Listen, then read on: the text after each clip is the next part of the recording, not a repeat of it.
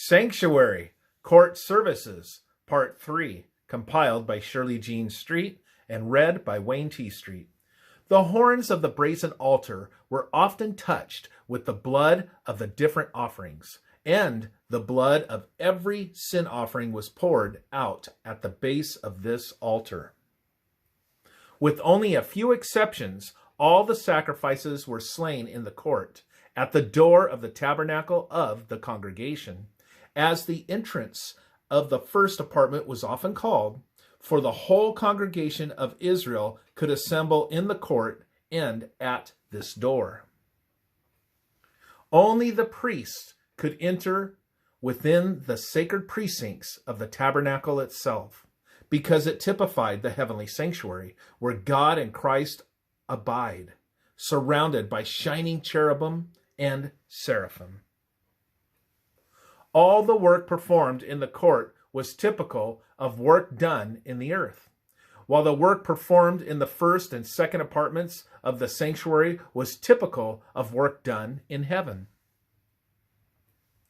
No sacrifice was ever slain within the sanctuary.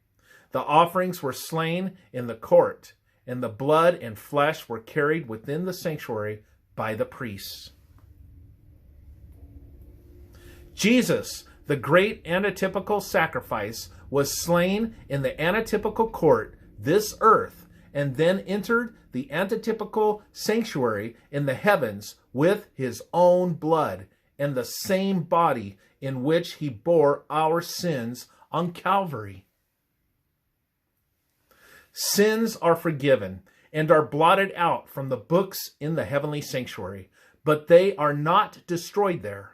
Just as in the type, the fires of the brazen altar in the court consumed that which in type represented sin, so in the antitype, the wicked will be on the breadth of the earth when fire comes down from God out of heaven and devours them. Revelation 20, verse 9. This earth is the great antitypical court, where all the work typified in the court of the earthly sanctuary will meet its fulfillment. The constant burning upon the altar of that which typified sin caused an accumulation of ashes. The priest in the earthly sanctuary served unto the example and shadow of heavenly things, Hebrews 8, verse 5, and even the removal of the ashes was directed of the Lord to be done in a manner to typify a portion of the final work of Christ.